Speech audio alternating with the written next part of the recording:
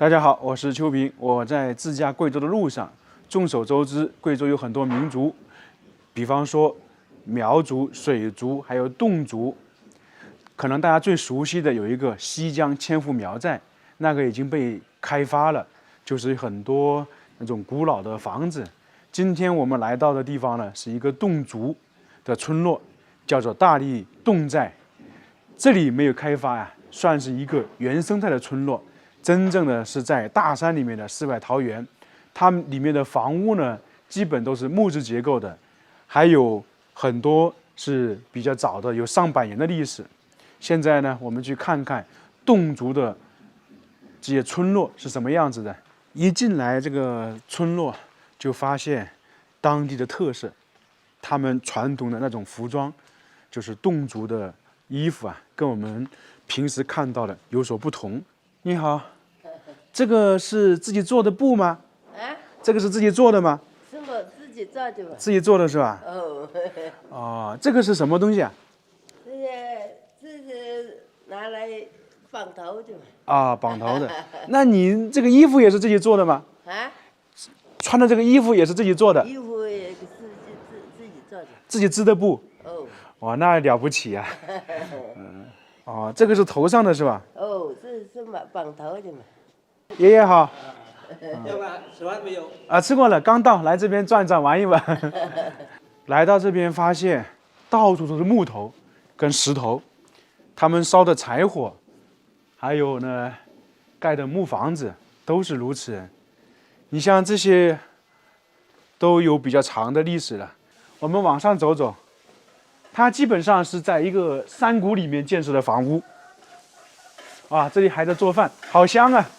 这个村落属于一个完全的原生态村落，没有开发，不像我们看到很多苗寨、侗寨都开发了。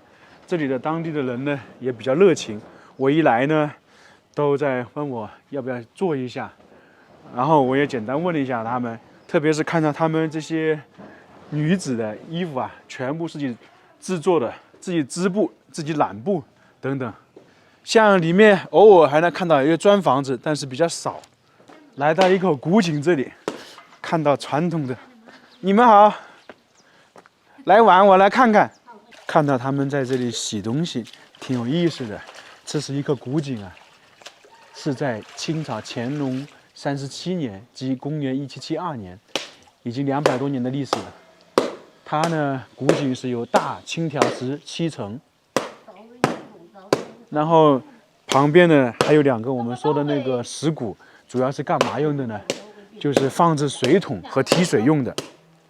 那个非常有意思啊，最里面井水呢满了就溢出来，到了中间这里，那个就是洗菜用的，就是在那个中间。那这个地方呢，最大的就是洗衣服的，所以是一井多用啊。在贵州这边还有很多粮仓，就是这种形式的。为什么下面是悬空的？就是防藏防暑嘛，所以呢都存放在相当于2楼或3楼。它这些粮仓在整个寨子里面都是不固定在哪一个地方，就哪里有空间哪里就有了。现在这个村落建设了很多客栈，因为算是比较偏远的一个地方，经常看到侗寨和苗寨的房屋都是木质结构的。那这里正在新建一座，进去看看。这是框架已经差不多弄起来了，感觉都没有那个钉子一样的。大家见过这种没有？我们又来到刚才那位老奶奶那里。哦，您现在在编是吧？哦。我看看，这是纯手工制作的东西，侗族纯手工制作的东西，挺有意思的。哇，基本上每个都不一样，颜色都不一样，真是手艺人。奶奶真是手艺人。就是弄一根这样的要多久？那一根2-3天了。2-3天。哦。那也挺费功夫的。这就是传统的手艺人。还真是第一次看到人工织布一样的，相当于是。像这些石板路也是清朝乾隆年间弄起来的，也有差不多200多年的历史了。运气非常好，在这边看到侗族他们的织布机，这里应该算是已经有一部分成品是他们做出来的，然后那个竹子呢，可能也是他们手工制作出来的，这都是他们这些村寨里面传统的手工。大姐能够演示一下吗？我们看看，谢谢啊，没见过这种。对，因为现在很少看得到这个东西。这个布织出来是要做衣服是吧？这个布是老板定做的。啊，就有人定做。这老板上海老板定做的。啊，对，因为现在很多人都喜欢传统的这些手工艺，对，因为完全不一样，材质各方面都不一样。穿那个衣服啊，还有自己染那个布啊，都是自己搞的，都是纯手工。啊，对，看得出来。我一看到你们这些穿的那衣服啊，就是全部都是统一，一样的，基本就是你们自己手工做出来的。基本每家每户每个人都会哦。都有啊，都会。不过这个就是啊，这个就比较难一点。啊，就没有人，很少人会。啊，这样这一块布要好长时间吧？这个要，我好几个月了。这里的村民都非常热情，整个侗寨全村大概有300户，将近2000人，全部是侗族。它这个地方呢非常有意思啊，里面有4合院，还有刚才我们看到的粮仓，并且这里呢还有5座花桥，都是几百年的历史。最重要的是，在这个村寨四周有很多古树，就是我们说的古楠木树400多棵。为什么有这么多树呢？就是体现了侗寨人与自然相和谐的这样一种说法，老人护村，古木又在的传统观念。并且这个地方有很多手艺人，我们一开始看的那个编织，还有呢织布机。同时呢，大家发现这个村寨的房屋全是木头的，那自然而然这里木工少不了的，并且木工在这个地方的受欢迎程度很高，威望也很高。你也是木工是吧？哎，我们的老家也是江西的。啊，你以前老家也是？哎，什么时候迁过来的？那也不叫款，在清朝的时候。嗯。那反正我看到贵州这边好多侗族的，都是以前江西那边迁过来的。我们是吉安。哦，吉安我知道了，我去过吉安。那你后面去过吉安没有？没有去。就祖籍是那边的。祖籍是那边的，听我们老人家一代一代传承下来的。啊，那您这边现在也是侗族？都是侗族。啊，这边全部都是吧？那基本上，就村里面其他人建房子也会请你去。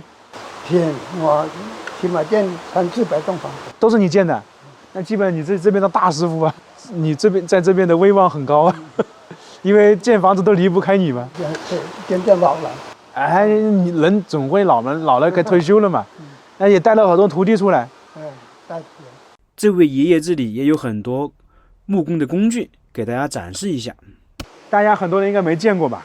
这个就是把一块木板的，它不平，或者有很多那个坑坑洼洼的，就通过这个把它弄光滑，就搞成平面一样的这个东西，可能很多人没见过。那这个呢，就是相当于拉直线，做痕迹。这个上面要切割哪里，就弄一根线出来，刚好是墨汁，这个东西挺有意思的。我是左手的。啊，你左手的是吧？左撇子，我说怎么看起来不一样？然后这个就相当于我们的笔，黑色笔做标记的，就这个。对，我是见过，对我见过这个，我一看到这个工具就知道，我家里现在还保存了1-2套。啊，这些房子都大呀。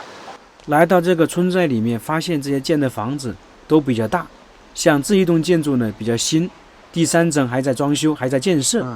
又看到一座民宿，其实去很多地方住这样的木头的民宿啊，还是挺好的，因为大家比较舒心嘛。那前方这个就是风友桥，在整个大荔侗寨中有5座这样的风雨桥。这里也是一座花桥，在整个侗寨的中间。看到这些布没有？应该就是他们染好的布。那些奶奶阿姨他们穿的布啊，就是通过这种弄出来的，确实了不起啊！他们自己织布、自己染布、自己做衣服，村落确实挺有意思的，前方有很多揽布织布的。我们经常说住在河流旁边，洗衣服、洗菜都是在河流当中，这里也是啊。他第一遍呢，可能就是在河流中洗菜，洗完之后在家里再用自来水过一遍就可以了。这个就是侗寨的鼓楼，一般是在侗寨的中央，里面呢有很多座位。那比较重大节日的时候，或者重大事情的时候，就会在这鼓楼商讨，就是那些年长者。那在冬天呢，这个鼓楼下面还有人烤火。在这个村落大概走了2个小时，发现他们都非常淳朴，也很热情。不过有一点就是说，留下的大部分是老人，年轻人可能都出去上班打工了。现在这个村落还没有旅游开发，基本上是原生态。不过时不时还有游客会来参观，因为这个毕竟是一些传统的侗寨，而且比较原生态，也没有那种商业开发，当地人都比较淳朴。这个寨子总的大概有300年左右，希望这个寨子越来越好。